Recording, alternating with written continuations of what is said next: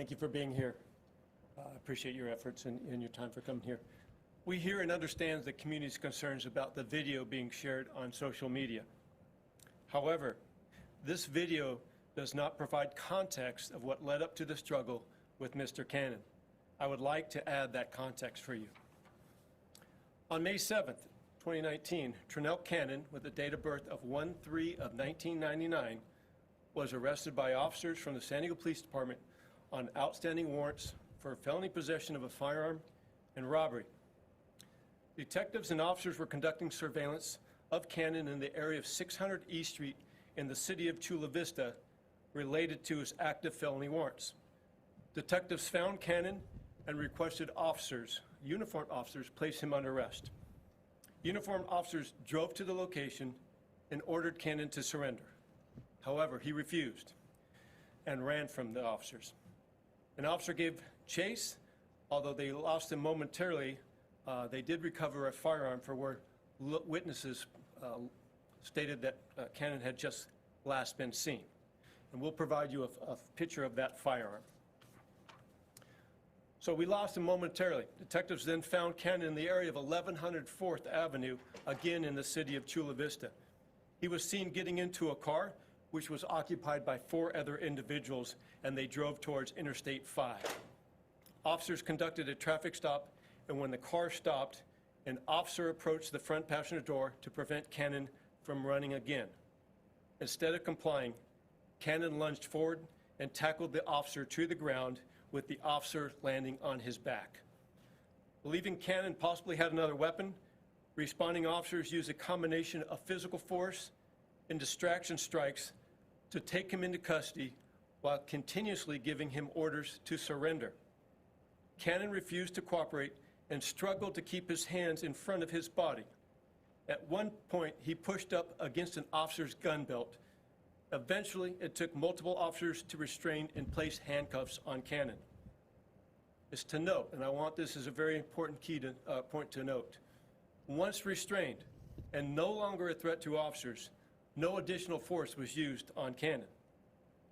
What we did afterwards, detectives from our internal affairs were notified and immediately responded. They will conduct an administrative investigation to determine if the officers and detectives complied with established department policy and procedures related to the use of force. They also will evaluate all available evidence, which includes department video footage, witness statements, and video captured by witnesses. Additionally, the criminal investigation against Cannon is ongoing, and additional charges may be filed while he remains in custody.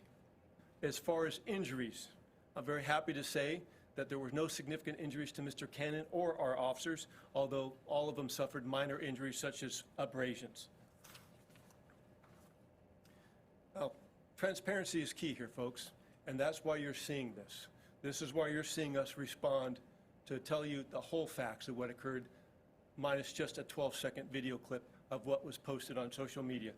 And to that end, that's why we're going to be releasing additional video footage from our helicopter and from a body-worn camera to show that context into detail.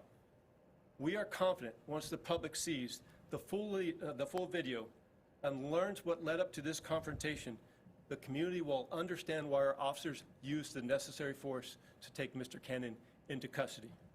And with that, I'll answer any questions.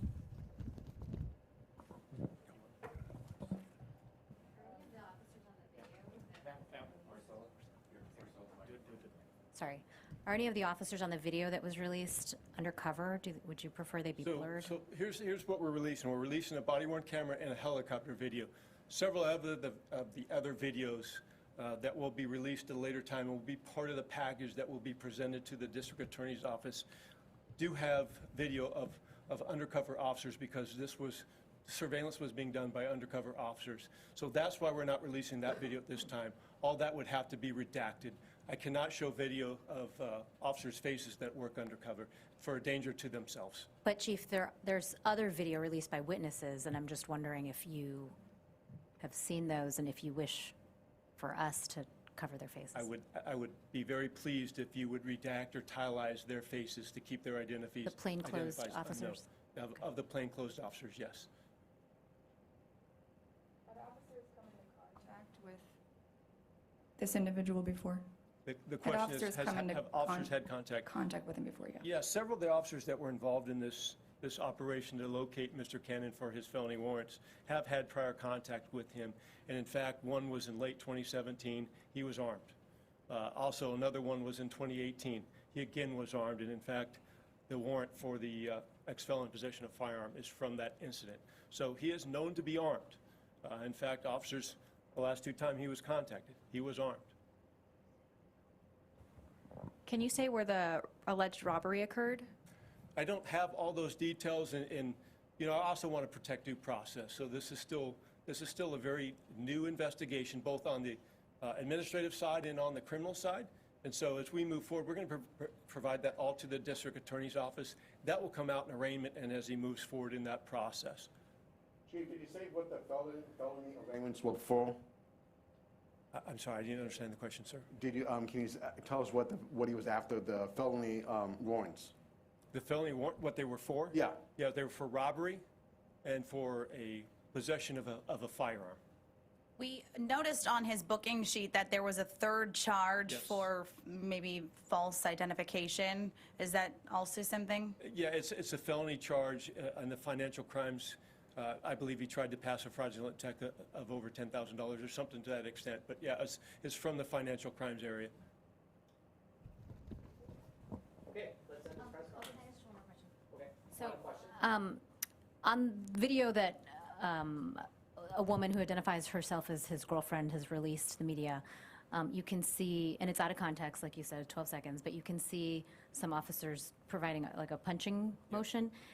Do you feel with, you know, everyone having access to cell phones, but then also your own officers having body-worn cameras, do you feel like in this situation, this is exactly why you feel like that's helpful to the investigation, having your officers have their perspective?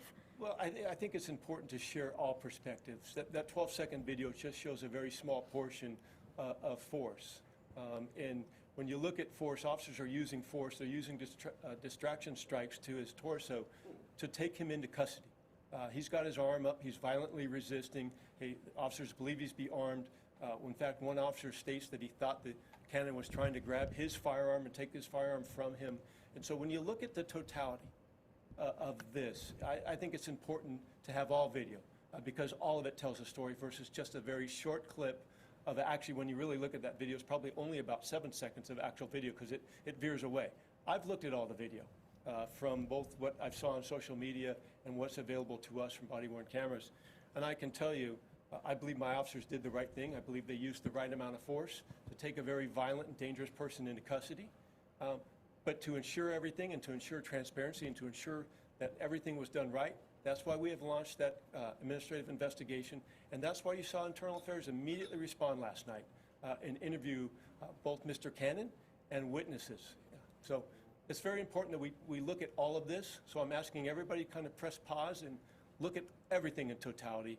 And I think when everybody does that, the public will be very confident that our officers used the necessary force to take a very violent, dangerous person out of the community. Was he armed this time? You said in the past he had been armed. Was he armed? Was he armed in this, during this interaction? I know you said an officer thought that was he reaching for an actual gun? Well, as he ran, so we lost him momentarily. Where witnesses told us he jumped fences, there was a loaded .45 caliber pistol. We believe that gun belongs to Mr. Cannon. Can you say what the punches or blows are called again? They're called distraction. That's part of our policy, use of force. And they're meant to, you got to remember, his arm is underneath them. Officers are believing he's armed.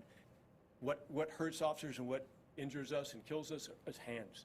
And so we have to secure the hands. And again, what's very important to note, once those hands were secured and once Mr.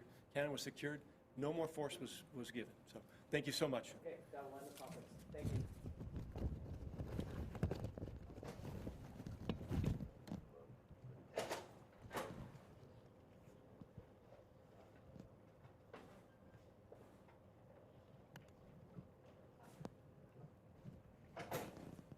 Okay, so we have for everyone the press release. It hasn't gone out yet, so you guys are the first ones to get it, and then we will give you a CD with the videos.